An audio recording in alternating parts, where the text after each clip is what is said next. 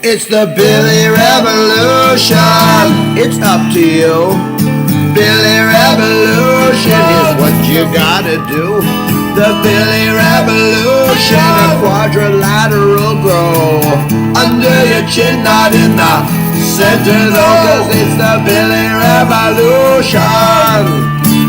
It's the Billy Revolution. It's the Billy Revolution. Billy Revolution. Welcome to the Billy Revolution, Season 6, Episode 1. We only have 8 more weeks of Billy time to share together, and we've taken an extended break during these unprecedented times for a variety of reasons, and some of those will become more clear over the next 8 episodes. But today, we really want to look at meandering, and meandering conversation, meandering in my car, meandering over the meaning of a word at a dining room table, and what it means to meander. I think one thing that scientific research will bear out is that people are, during those downtime moments, those minutes of what might have been considered boredom or might now be referred to as boredom, people are flipping on their phone. So in terms of meandering and just letting things relax, many more people than ever before are filling it up with a cell phone, even coming back home after work, after flipping into the cell phone all the time and flipping the TV on and falling asleep in front of it. So there isn't a lot of time for meandering, and there's not a lot of patience for meandering. And I would suggest that change brought about by a digital world, brought about increasingly through radio, television, all the way to now, and we're looking at about 130 odd years since radio became prevalent, 120. What we're looking at is we're looking at a lack of adventure. There are little highs designed into the phone to give us little kicks, but they're not really adventure. They're not intellectual adventure, conversational adventure, or even actual adventure, like I'm going to get on my bicycle and I am going to ride this way and I am going to end up somewhere.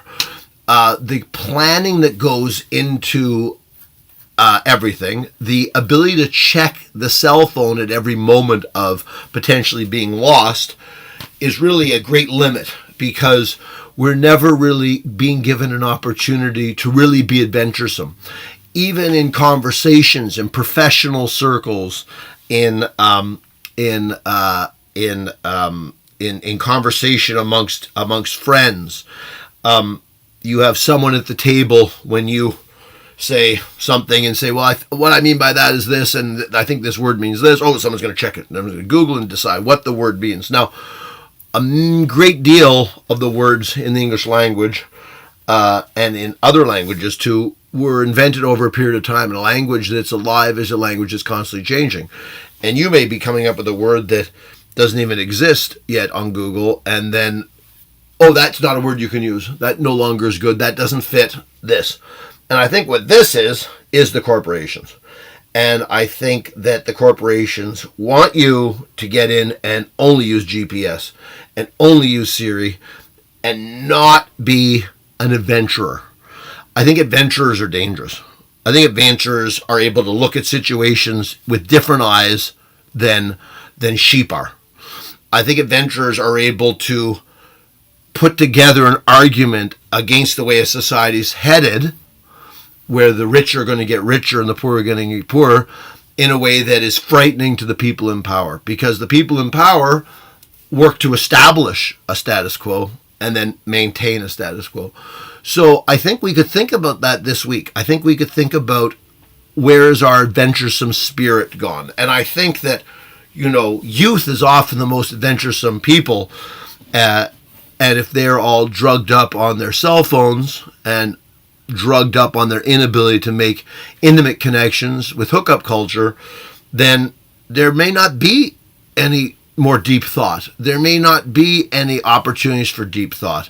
And as we're all spoon-fed, we all start to think that spoon feeding, again, is the way that we pass things on. So let's look for fresh ideas this week. Let's be adventuresome with our use of language.